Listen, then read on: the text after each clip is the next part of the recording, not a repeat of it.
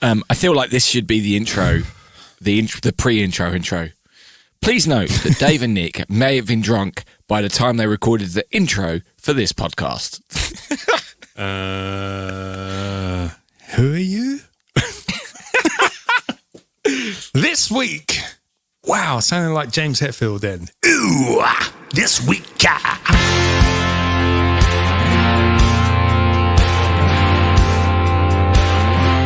This week in the Whiskey and Things podcast, we go back to where it all started for David and I with the Jack Daniels Old No. 7 Tennessee Whiskey. We are joined in this episode by former world champion mixologist Paul Martin, who talks to us about his bartending career and also his website, dreamwhiskies.com. And as always, you can find some more whiskey-based content, extra videos from the show, etc. on all your favourite whiskey social media platforms. And all your normal ones as well. At Whiskey and Things Podcast on Instagram. And at Whiskey and Things on Facebook and Twitter. And it's been a while since we've asked you to do this, but if you use Apple Podcasts, please give us a 5-star rating or whatever star rating you want, actually. And leave us a review. That would be wonderful. Thank you very much. Leave us a 1-star review. We will find you. All right, Liam Neeson. You're listening to the Whiskey and Things podcast with Dave Giles and Nick Kent. Welcome to episode 47. I am Dave Giles. And I'm Nick Kent. Welcome to the Whiskey and Things podcast. So I was just thinking how long ago episode 25 feels. Feels a long time ago, doesn't it? Does feel a long time. Well, we recorded it like 17 months before it actually came out as well. So. That's a good point. Yeah, Of course, we did a very special thing for our show 25, and we're doing it again for our 1-year anniversary, which is coming up. So if you want to be involved in that, go and sign up to our Patreon. We'll talk more about it later. Talking of our patrons, Nick, Mr. Jeff Whiskey himself. Oh, yeah. He has done his first YouTube whiskey review, and it's incredible. It's great. It's really good. It's really good. And I'll send you a link to put in the show notes, Nick, because it's so good. He's reviewed the Cutty Sark Prohibition whiskey, and the way he's edited it together and everything, I'm just like, give me more, Jeff, give me more. We've got to get him on, Nick. We've got to get him on. Anyway. Yeah. Come on, Jeff. Hopefully he will be at our 1-year birthday party. He is a patron, so I'm sure he will be. So we can get some of his magic on our 1-year anniversary show. Yes, on our whiskey, which we will announce at some point, which everyone will get a free shot of. As long as you sign up before Monday. Monday the 15th. Yes. That's your deadline, everyone. Sign up, you'll get some whiskey, and you can join us on our 1-year show. Yes. Sign up after that, you can still come and join the show. You might not get the whiskey. That's all I'm saying. Yeah, we're just always saying. Get a move on if you want to. Just be organised. Come hang out. Just come hang out.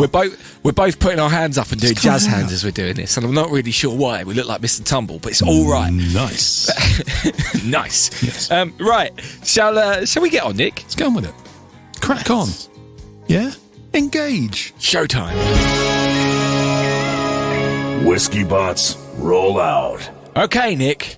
It's time. It's about bloody this week's whiskey. Jack Daniels Tennessee Whiskey Old No. 7. It's one we're doing, the original. Only just dawned on me. Yeah. It doesn't have a cork. Nah, this wouldn't have a cork. This is a budget, isn't it? You consider it a budget whiskey, do you? Yeah, I do. Yeah. I consider it a bit of an everydayer. That's why it's the biggest selling American whiskey in the world. They're keeping the costs down. Do you know if their fancier whiskies have corks? There's the Gentleman Jack and stuff like that, or the Yeah, Gentleman Jack does have a cork. Oh right, okay. Yeah, I'm holding a bottle, everyone. He is holding a bottle, which I haven't opened yet, but I've had one before, and I'm pretty sure it's a cork. Oh, don't make me open it now. Look in from the bottom, Nick. No, it's not. It's not. It's a screw top. It's a screw top. I retract that. I wonder whether that Sinatra one that Birchwood got was, because that was expensive, wasn't it? Yeah, anyway, I would hope so. I hope so too. I mean, this is a big whiskey for us, isn't it? This is where it kind of all started, isn't it? Well, for me anyway. Yeah, absolutely. It's the start of the whiskey story for us, and it's shocking we've taken so long to get round to it. Yeah. But we had to do it at some point. So yeah, because they have a load of other ones I really want to try. I mean, we've both got this Legacy Edition 2. And then there's Gentleman Jack and other stuff. Yeah, they've got... Sinatra's great. We've had that before with friends and stuff. But yeah, there's so many, but we obviously needed to do this one first. You got to do the base one first, haven't you? Yes. Yes, sir. Yes, sir, we do. So let's crack on with it. Jack's name wasn't Jack, Dave. Let's start off with that. No. What? The founder, Jasper Newton Daniel. His nickname is Jack. This is the thing with Jack Daniels. There's a lot of kind of myth. All the details are very blurred. Website says he was born in 1850, and that's the date on his tombstone. But the actual date isn't actually known. You know, with all the marketing and stuff over the years, they want us to celebrate his birthday in September, don't they? Yeah. And that was one of the big things. The Tennessee State Library stated in 2013 that the records list his birth as September 5th, 1846, not 1850. And at 1850, as a birth date, seems impossible because his mother died in 1847. Well, I shouldn't laugh about that, but I love the fact that the records are wrong. Yeah. But there's a 2004 biography called Blood and Whiskey, The Life and Times of Jack Daniel, by a guy called Peter Crass. Interesting.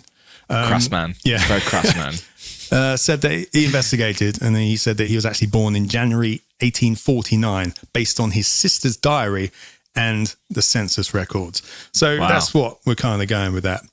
So yes, of course, his mother died in 1847, and as a teenager, let's just call him Jack from now on, instead of Jasper or Daniel.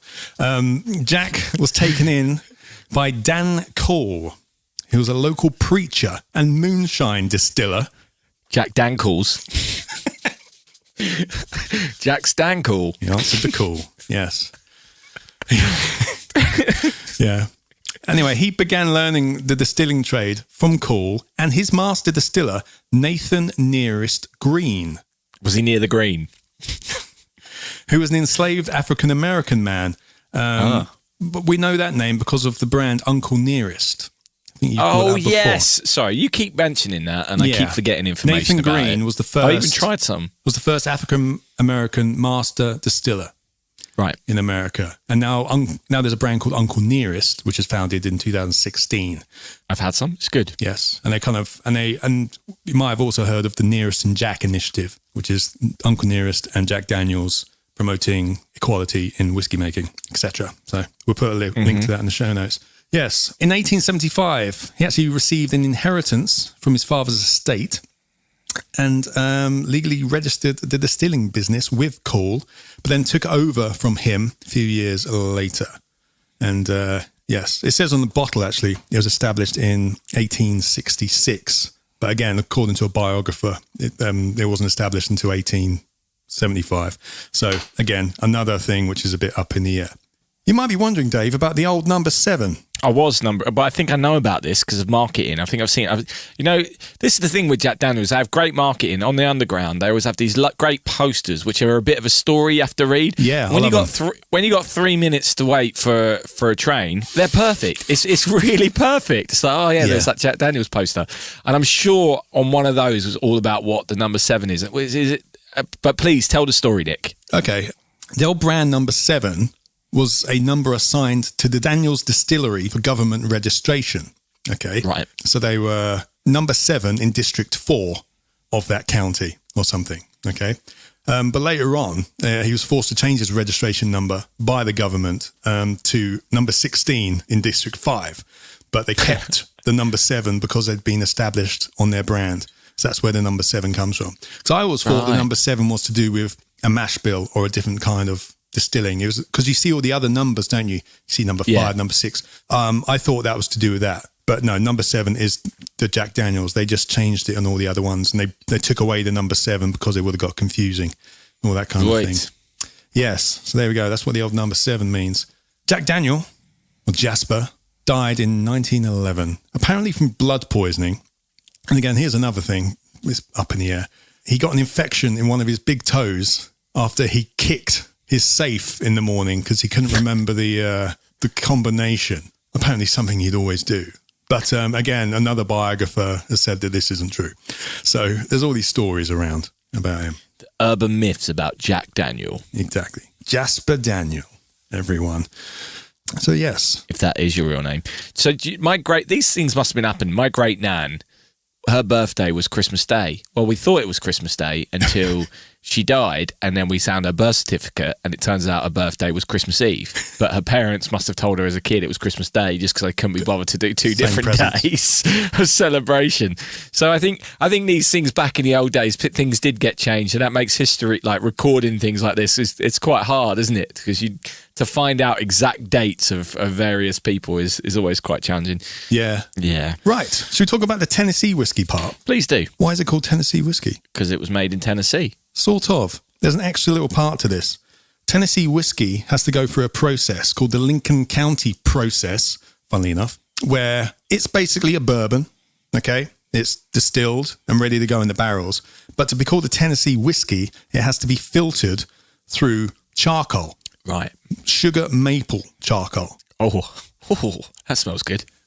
I bet that does smell good. I bet that smells amazing when that's set on fire. Yeah, but that's the thing. They make their own chips and stuff, and they filter it through 10 feet of the stuff before they put it in. Apparently, this mellows the flavour.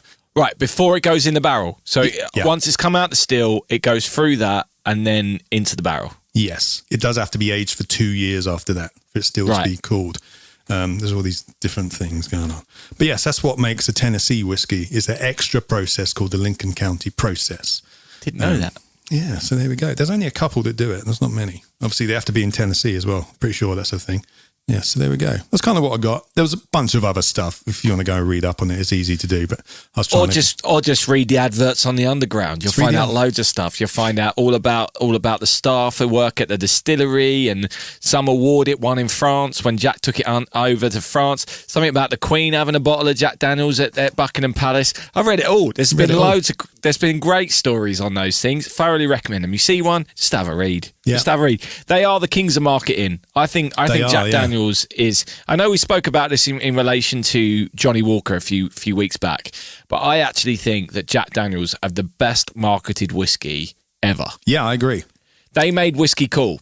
It was just the rock and roll drink, wasn't it? But everything about it, even those posters, the whole thing, it's like the laid back, everything about it is just this chilled out.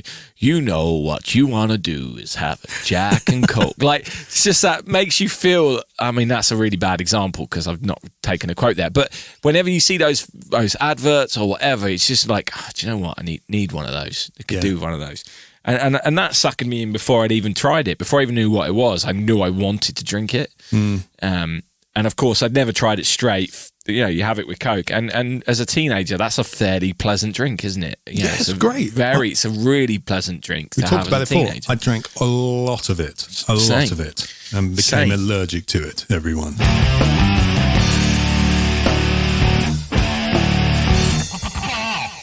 The thing is, I was expecting when I got this to the nose, I was expecting to be like, that reminds me of throwing up. It's really quite nice on the nose, isn't it? It is. On the eyes, it's kind of like a copper, just slightly like copper. I'm getting almonds, fruitiness, like pears and apples, those rhubarb and custard boiled sweets. Yeah. The mash bill on this is 80% corn, 12% malted barley, and 8% rye. So there's a lot of corn in there. Buttered popcorn. Definitely getting buttered popcorn. Yeah. It's quite spicy to me. Here's one. Right. Furniture polish. Interesting. Pledge. Oh, yes. Holy yes. Yeah. That's what really came out for me was there's the cherries and the sweetness and all that kind of stuff. But this smells like my mum doing a spring clean before some people were coming round. Wow. You know? Hell yeah, absolutely. Abso-bloody-lutely. Very interesting nosings, gentlemen. Thank you very much, Whiskey God. So, what are your thoughts on the old Jack Daniels Tennessee whiskey, then, God? Well, there's no denying the influence of Jack Daniels on rock and roll. It's undoubtedly fueled many a hit, or as Denny Gruff would say, banger, over the years. Maybe you boys should drink it more. Just saying. JK. Oh, he's even hanging out at the hip school again, is he?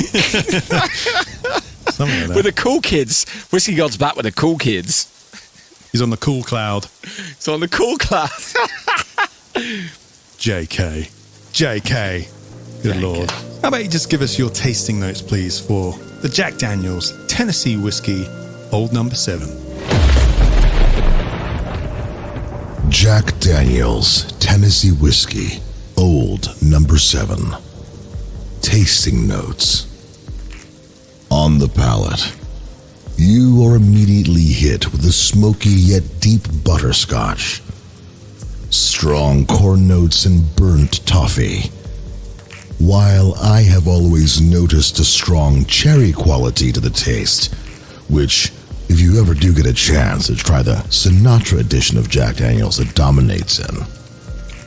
Yet all of this tends to come off as very medicinal in nature. The caramel notes are pleasant, but tend to be thrown off by a type of imitation vanilla note. The spicy hotness is exciting, rounded off with maple and caramel. On the finish, oaky, with a back and forth of sweeteners, not like that of cane or brown sugar, but diet soda sweeteners. There is a bitterness here that seems to negate what sweetness was available.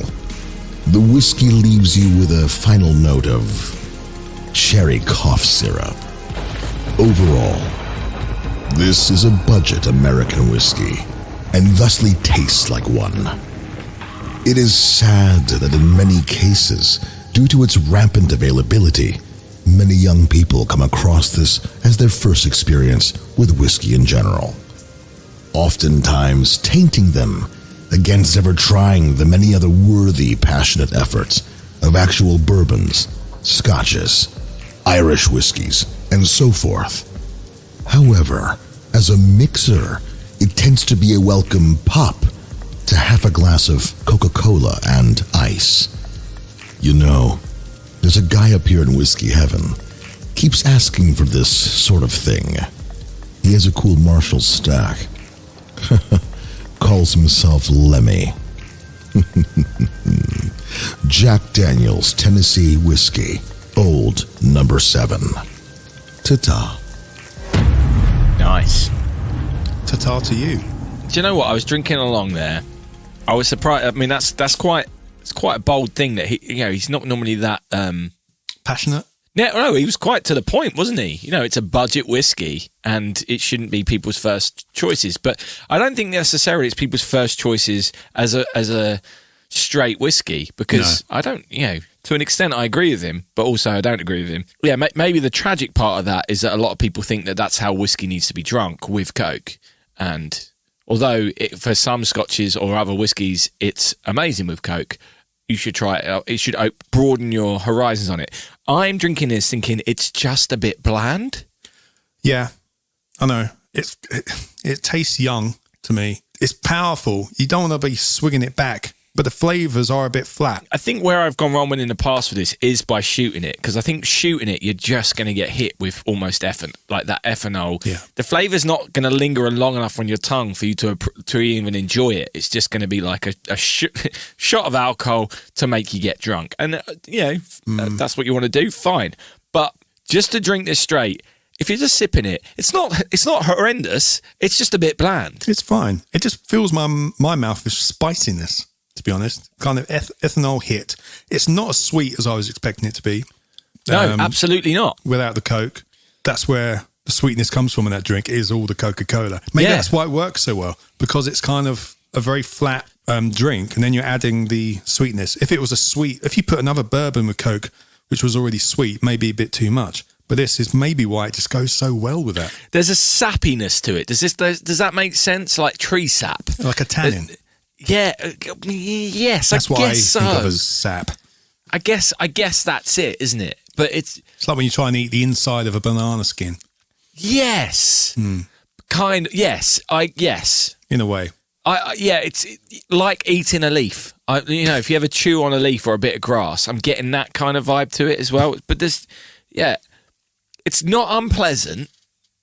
It's not as unpleasant as I thought this was going to be. I thought exactly I was going to be sitting here being, what we doing? What we doing? But equally, it just doesn't inspire too much, does it? It's fine. Put some Coke in it and it's beautiful. For a budget whiskey, it's good in that regards, isn't it? Yeah, you can get it everywhere. It's usually on offer. You know what you're going to get.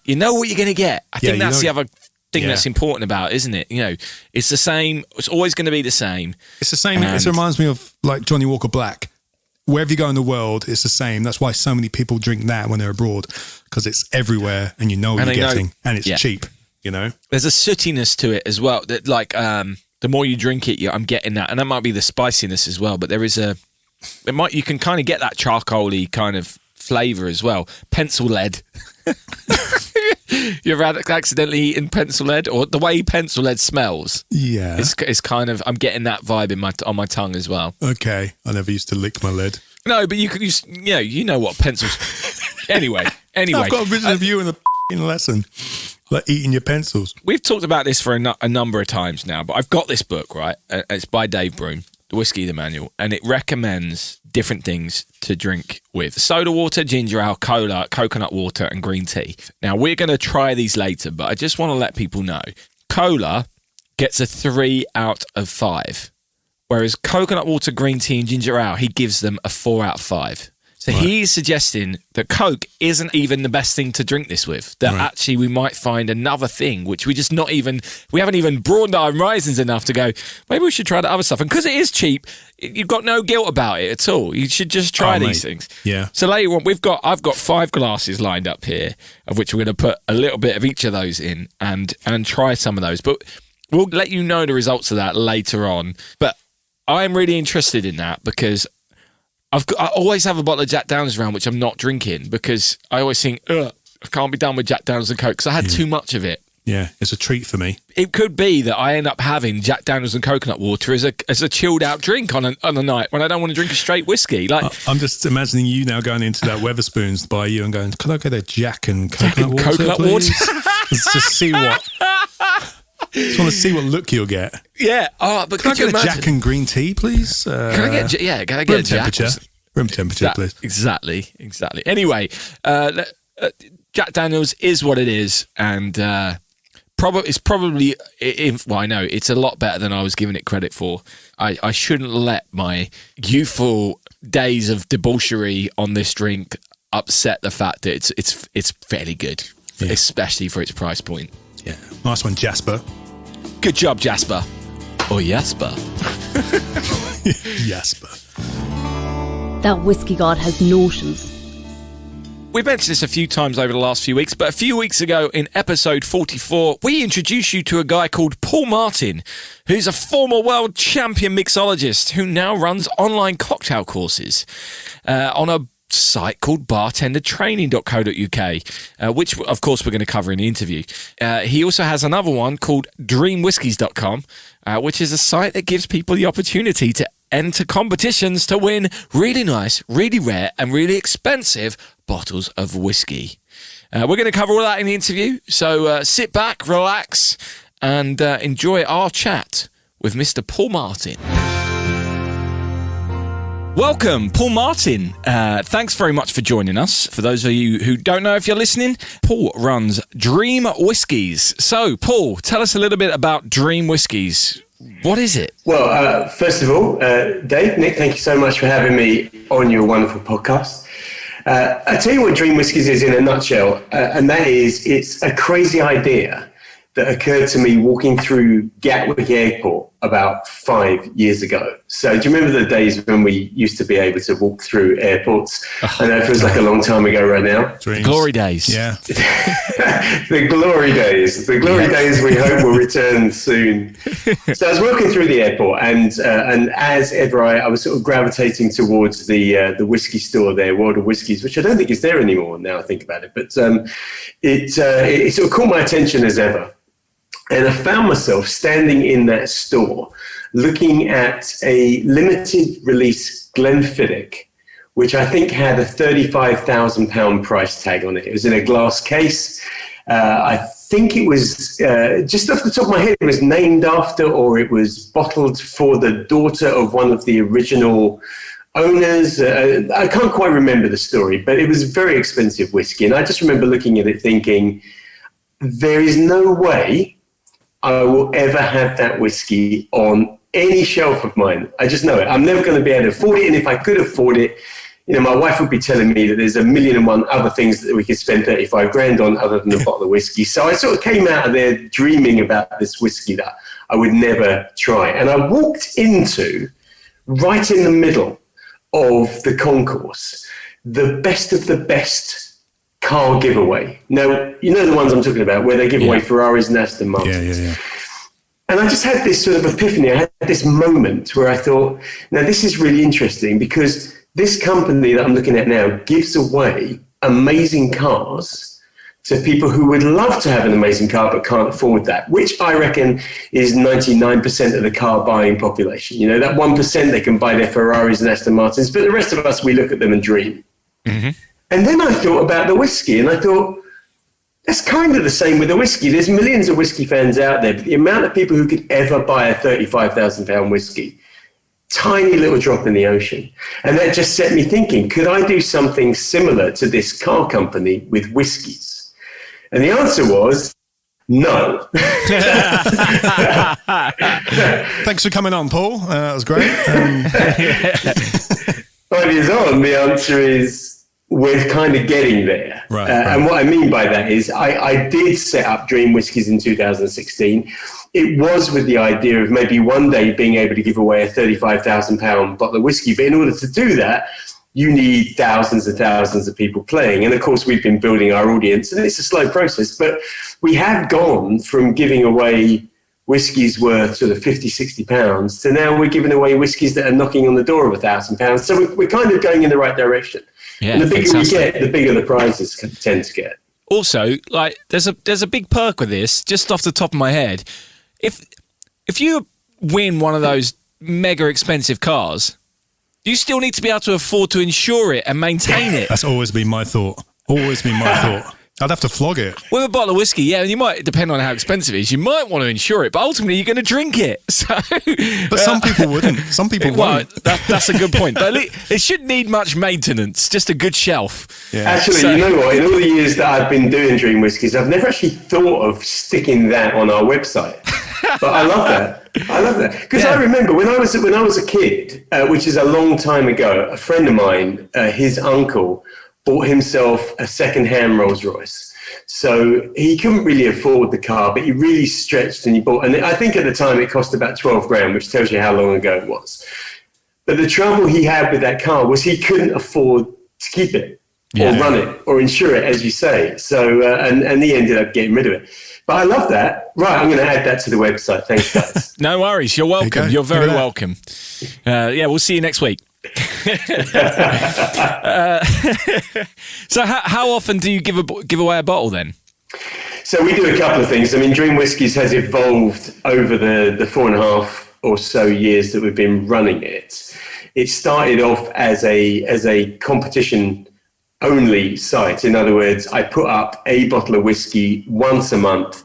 We ran a competition, gave it away, but we struggled to build our audience just doing that, which is always the case. It's difficult. I guess you guys know with your podcast, you have to work really hard to get it out there and build your audience and build your reputation and all that sort of thing. So I've done quite a lot of changes over the years, and that includes doing Facebook Live broadcasts, where we're going to do some stuff in this interview a bit later on, where I do a bit of sort of whiskey cocktail mixing, and we interact with our audience. So we build a community like that.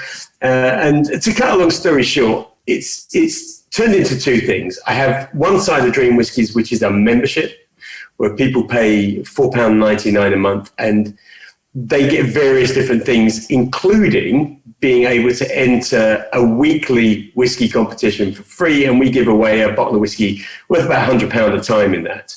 And then on the other side of it, I have the original idea, which is this open to everyone, so you don't need to be a member, but it's the sort of competition for the big whiskey. And like I say, we're knocking on the door of £1,000 for each prize now, and we do that once a month. That one. How much is a ticket for that then? It's $4.99 a month. But what if I just wanted to do the draw? Yeah, so if you just want to do the draw, it's 50p. Oh wow! So we thought we'd keep it really low. So that's why we need lots of people. play. Otherwise, I'm going to be broke very quickly. Somehow I've managed to keep it going for as long as I have. I'm not entirely sure how. But so 50p, which means that, you can buy more than one entry. So, you get people spending £5 or £10 or whatever on their entries because they have multiple entries. But it's 50p to go in.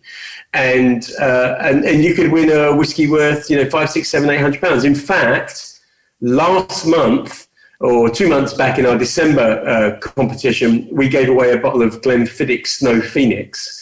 And that currently retails, if you want to buy a bottle of that, currently retails at about £700. Obviously you can pick it up at auction if you're lucky for less than that, but it retails about £700. So we gave away that £700 whiskey, and the person who won actually just placed a single entry. Oh, wow. So sorry, by the way, to everybody that played multiple entries, but so somebody actually picked that up for 50 pence. Someone put £100 on it. That's wonderful. So how many people on average enter for the monthly one? Well, at the moment, it's kind of low in terms of numbers. And that is number of actual people. And when I say low, you might say it's not particularly low. But we get somewhere between 300 and 500 people enter the monthly competitions. And of course, like I say, some of them have multiple entries. So the actual number of entries racks up, which puts us in a position where we can keep Dream Whiskies alive and keep it going and pay our bills and then have another prize the next month. But we're very much in the position where I try to keep the balance so that I can progress to do what I want, which is one day I want to give away a £30,000-40,000 whiskey. So every time we get more people who become part of our community of whiskey players, we don't put the price up to enter. We just take those 50p's, add them up, and if it makes sense, the next month, there's a £1,000 whiskey or there's a £1,200 whiskey, and so it will go. Hopefully. Yeah. It needs to be sound business sense as well, doesn't it? It's no point. It's no point losing a load of money on this, for sure. Now you've got the membership thing, which I'm sure also helps out with all of that. The $4.99 a month thing. So obviously you said there's a weekly draw for a slightly cheaper bottle of whiskey. Yeah. But what are the other benefits of becoming a member? In simple terms, for their £4.99, their £5 a month, they get free entry into that weekly competition, so 4 point something chances a month to actually win a whiskey. We also do little spot prizes. So on our live broadcast, we do these sort of spot prize giveaways, which is only a tiny little prize, but normally it's, I don't know, like a book on whiskey or whatever it happens to be, some nice glasses or something. So you can go into those as well. I have a number of online cocktail mixology courses. So the other side of what I do, which I know we're going to talk about, is cocktails. And I actually sort of travel the world teaching many of the world's cocktail bartenders how to do their job. And I've got online courses for that. And so we give all our members access to the whiskey cocktail course, which normally retails at 60 quid. So they get that for free. That's cool. Actually, I shouldn't tell you this, but they get that for free even if they're only members for 1 month. So if they come in for 1 month and disappear, they kind of in. And then the other thing that we've done now as well, we've just introduced, we give our members 25% off entering that big main competition as well. So it means that they're paying 37.5p an entry rather than 50p an entry. And in a way, if they have a stack of entries, they almost get their membership back. So I think it makes a lot of sense. Certainly, the people that are members kind of enjoy what they get from us for that. You're listening to the Whiskey and Things podcast. Let's talk about your bartending and mixology career. Let's do that. At what point does a bartender become a mixologist? I'm gonna backtrack in my memory now. So I've been doing this for a very long time. I don't even want to admit how long I've been doing it. But when I started bartending, we just called ourselves bartenders. And then there was a point which I actually think was around about the mid-1990s when this word mixologist came into the lexicon. It suddenly gave us all gravitas. You know, we weren't just bartenders or bar staff or bar keeps or whatever. We were now mixologists. Sounds like an archaeologist, doesn't it? Or something like that. it gave us real gravitas. So the question you gave to me was, when do you become a mixologist? I think as soon as you have enough bravado to call yourself one. Oh, really? So you don't have to, there's not like a qualification in mixology? No, there's not. There's a mixology university or anything? No, I mean, there's loads of schools where you can get qualifications, but the use of the word mixologist is purely... It's a kind of anecdotal term, really. Right. It doesn't have any kind of official. You can't call yourself, for example, I couldn't call myself Paul Martin, MXL on the back. I just wouldn't get away with that. Maybe you should try it.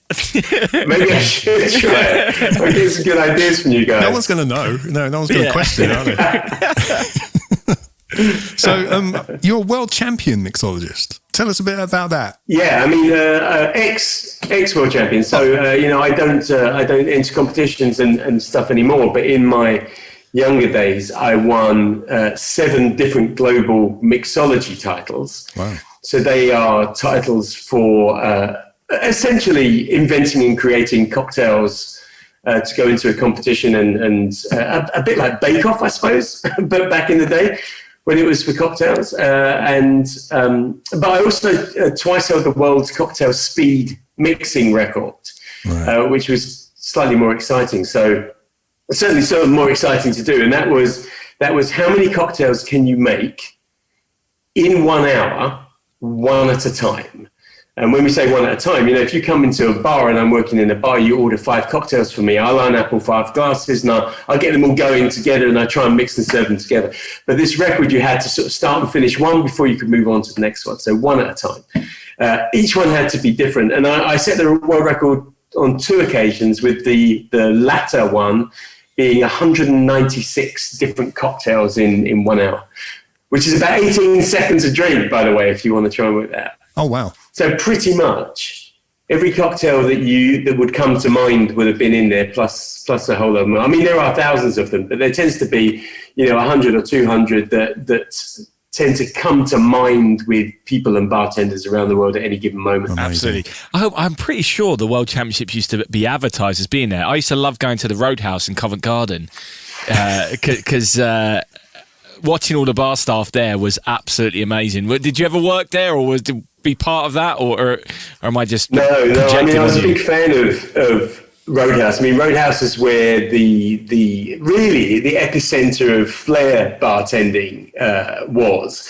And just for anybody listening to your podcast who doesn't know what I mean by flair bartending, it's when the guy's chucking all the bottles around and juggling everything.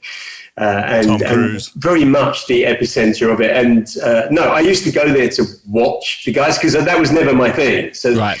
Flaring was something that I would do at home, badly, break stuff, including fingers and things like that, trying to do it. Never got good at it. But to watch the guys who are amazing at it, yeah, absolutely love that. It was always good when you went there, because it was the same. You'd see the same guys every time you went, because clearly they were that good that they kept their job for a long period of time, which is always great. When you always had your favourite that you'd go back to. But we have a Patreon page, as Nick mentioned before we started, and our top tier Patreons get to ask a question of our guests. And okay. We've had a question from Lauren, which is kind of related to all of this. She loves making cocktails, but it's all a bit random.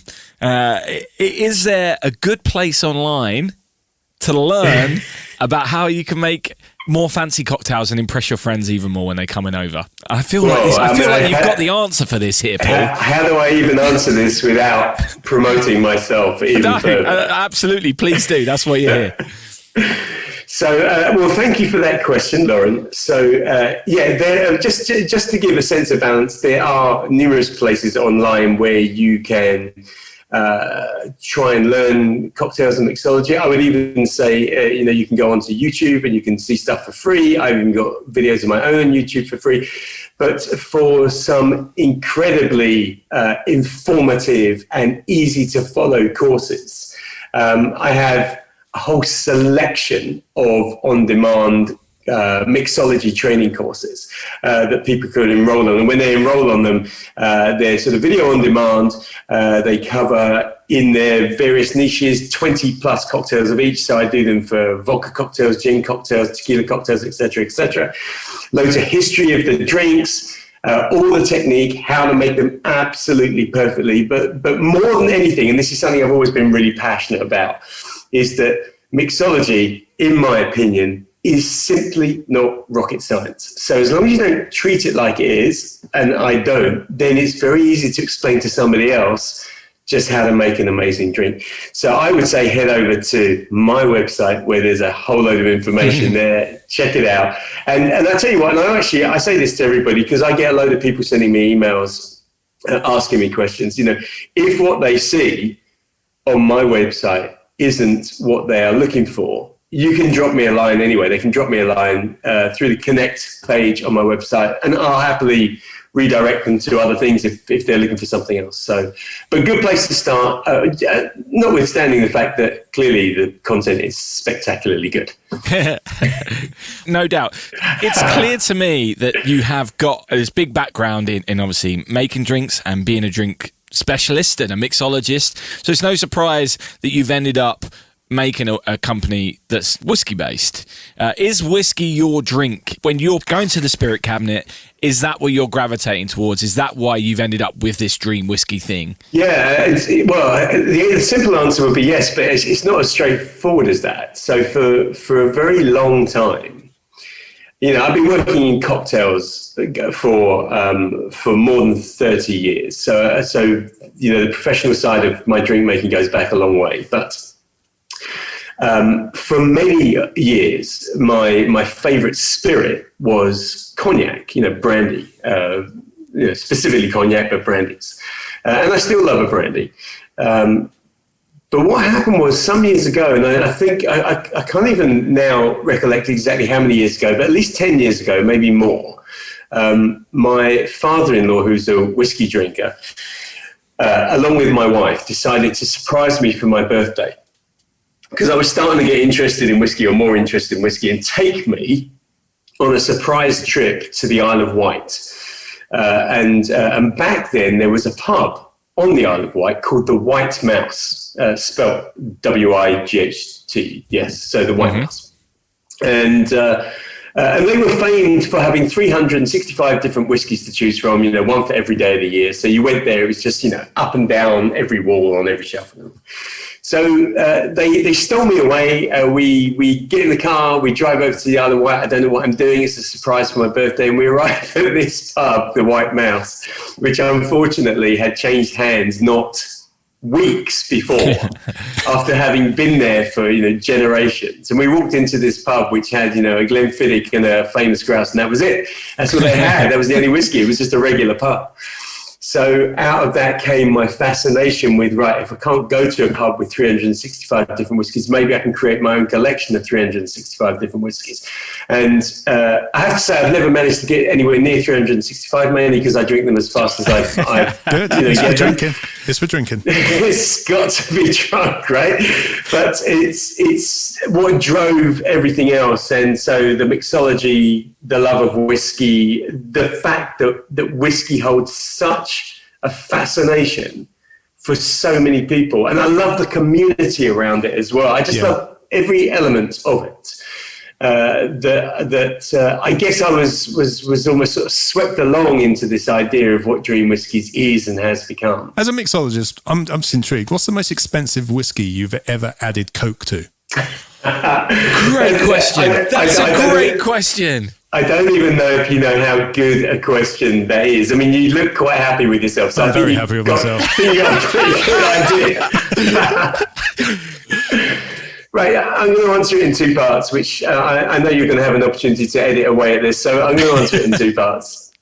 The first part is that I know from my experience of the cocktail world how attitudes have changed around the world to what can be mixed with what. So, for example, I was invited, not to do with whiskey, but to do with brandy and cognac again. I was invited out to Cognac a few years ago as part of what was considered to be an international delegation of mixologists. So I was one of a couple of guys that represented the UK. There were 2 or 3 from the US and France and Italy and Spain, Czech Republic, all over Europe. And it's about 50 of us there, I think, in the end.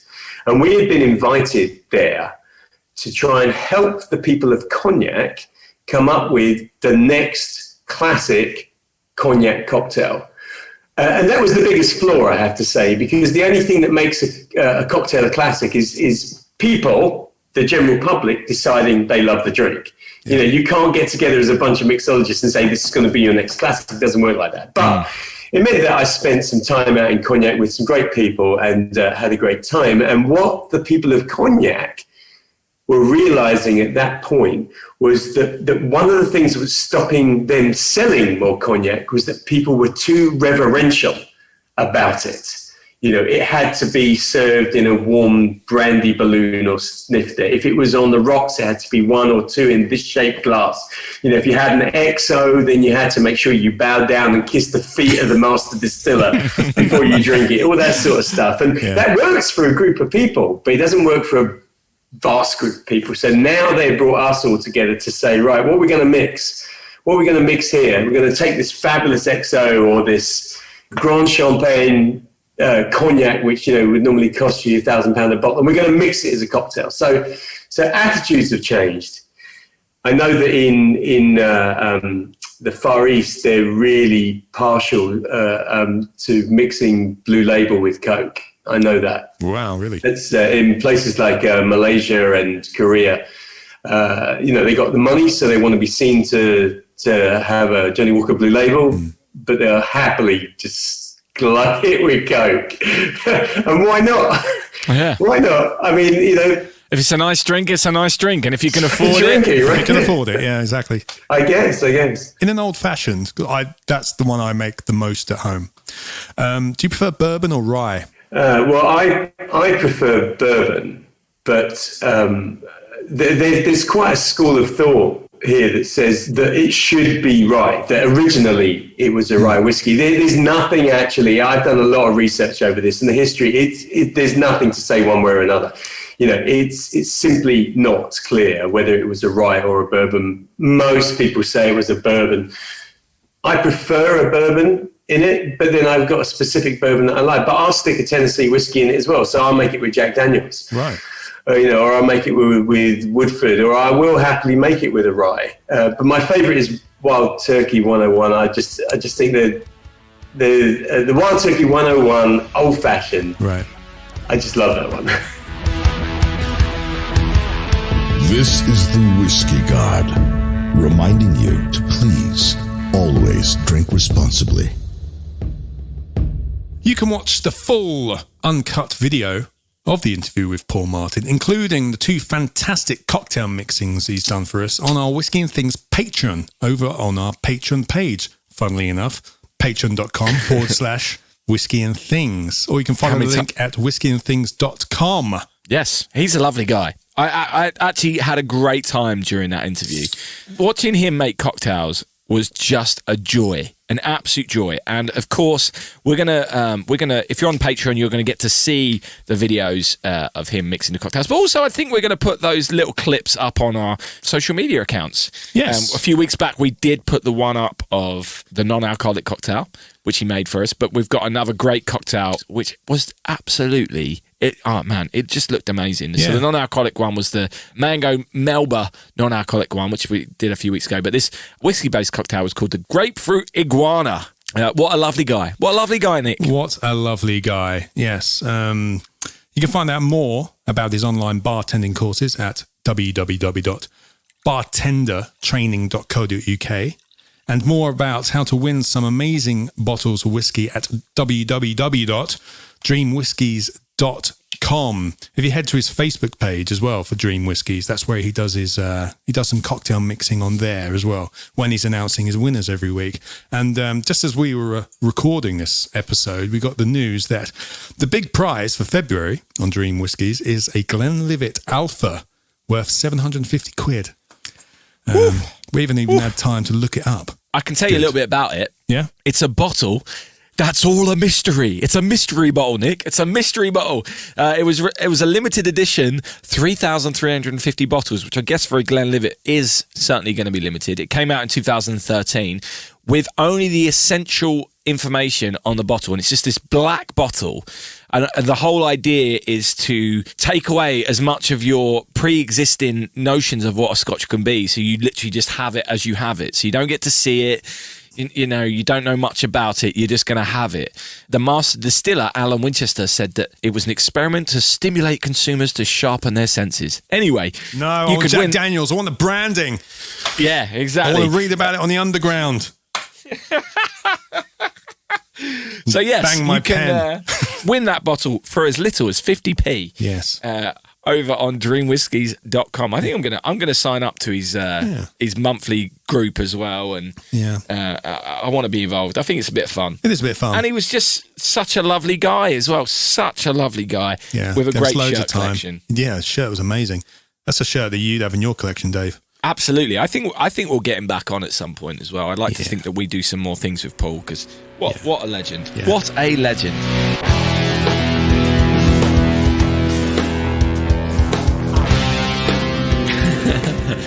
We fear change. You do fear change.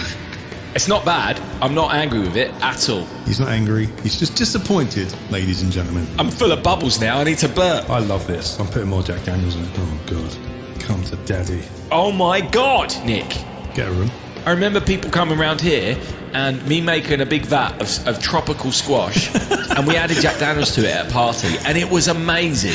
We were all like, this is the best drink ever. It was actually more fun than Dave describes, going to uni with him. You know, we went out to Dave's for a party. He made a vat of orange squash. It was great.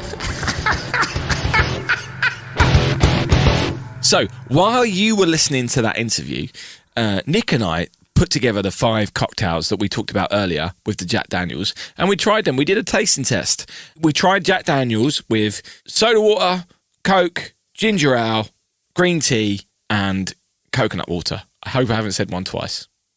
You might be able to tell I'm a little bit tipsy. I've had a lot of Jack Daniels over the last 10 minutes. However, that's what's happened, and it's all good. It's all good in the hood, right? So we've done this, and we're now going to talk through our results. But you can watch us go through this process on Patreon. We're going to upload the video because it was quite long in the end, because we made all of them. We tried them. We went into detail. We did. We're currently 18 minutes in, so carry on. Having had those 5, what do you think? The ginger ale was nice. It was a bit different. Soda water can jump off a bridge. Coconut water was kind of refreshing, but still a bit bland for me. Green tea, couldn't really taste the Jack Daniels. For me, it's still the king. It's Jack Daniels and Coca-Cola for me. And as well, you'll hear if you go to the Patreon thing, I did try it with cream soda. Again, it gave it that nice sweetness that the Coca-Cola gives, but it's still not Coca-Cola for me. Jack and Coke is a taste. It's like a Big Mac. It's greater than the sum of its parts, if you know what I mean. Or the Ramones, or U2. Interesting. So the soda water for me just enhanced what we already talked about. It was bland. It was the bland Jack Daniels we had before, but just without the ethanol kick. The Coke, I can't do it anymore, Nick. I just can't do it anymore. It's the furriness. I don't like it. Love it. Just reminds me of nights of debauchery and mornings of regret. When you had the ginger ale, loved it. But I think I was just really enjoying the ginger ale. But that's not a bad thing. I feel like that's what you do with the Coke as well. You're enjoying the Coke that's hinted with Jack Daniels. And I feel that was what the ginger ale was. And I really enjoyed it. It's still bubbly. Don't get the furriness, which I don't want anymore in my life. So I'm happy with that. I would rather have a ginger ale and Coke than a Jack and Coke. And then the coconut water took me a while at first, but I liked it, Nick. I liked it. Once I got going with it, I liked it. Refreshing. On a warm day, I'm going to love it. The green tea is a game changer. The green tea for me was like, and that was the one I was most dubious about before. And I think that's why I'm most impressed by it. Beforehand, I was like, green tea, cold green tea on its own, I don't really want to drink. Add the Jack Daniels, and I'm like, this is amazing. This is amazing. And it's not, within it, I'm not necessarily tasting Jack Daniels, but the combination of the two is really drinkable. Maybe I've got my ratios off here. This wasn't a scientific thing we were doing. It wasn't a scientific thing. Anyway, so this is an edited down rerun of us going through this. If you want the full thing, go and watch it on the Patreon, which will go up at some point this week. Yeah. I'll put some funny music under it. Nick, I'll do it. I'll do that side of it. You done the interview, so I forgot. I'll deal with that. Dave does the Patreon videos, everyone. Yeah, I do. On the whole, do the Patreon videos. But anyway, we said we were going to do it. And we have. Whiskey? Who'd have thought, Nick, that the week we did Jack Daniels is probably the first week since we started doing this podcast where I've ended up drunk by the end of it? Who'd have thought? Yeah, we should do these comparisons more often, if you ask me. I'm having a great time. Oh, my God. I've got a whole thing to do later, and I might just go to sleep. I've done half a bottle here. Anyway. Mate, Don't drink and drive, kids. Yeah, exactly. Stay in school. Anyway, what we got planned for next week, Nick? No idea. We've had guest after guest after guest. Is it just me and you next week? Next week, we're going to have a good old-fashioned Dave and Nick chat. We're going to have a whiskey. We're going to chat about it. We'll probably have a bit of booze round. We're going to catch up on the month's booze round, I think. A whole month's worth of booze round? We've had a lot of booze round. We've had a lot of friends sending us whiskey news, which we've completely ignored. We have, in fairness, but the shows have been good, so I don't mind that. Yeah, we've had some great guests on the last few weeks. We have. So perfect. What whiskey are we going to do though, Nick? Let's revisit Dalwhinnie. Oh, Dalwhinnie. Yeah. Let's go with a Winter's Gold. Nice. Yeah. Yes. We've had a break from Scotch. Let's go back to it because yeah, it's wonderful. Exactly. Single malt. It's a Highland, 43%, and we like the other Dalwhinnie we did, didn't we? I think we did. I think we did enjoy it. So I'm looking forward to that. I think we did. Yes. I'm pretty sure. We're going to try it with 5 different mixers, Coca-Cola. And Chokiski. And Chokiski as well. We're going to just put it all in a blender and just whiz it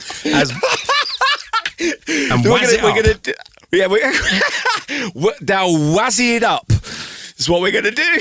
As Jamie Oliver would say, we'll wazz it up and then drink the concoction and just see what happens. Why not? It's Monday night. Who cares? It's Monday for us anyway. Anyway, thank you for listening. We've had a good time tonight. I hope you've enjoyed hearing us get drunk, and which was unexpected, but it's happened. I've still got some left. Don't go there. Mate, I'm going to have to finish these because otherwise they're going to be wasted. You know, I hate wastage. So clearly, I'm probably not going to get the work done I wanted to get done tonight. Anyway. Welcome to my world. Nicholas. David. Cheers. Cheers. Thanks for coming.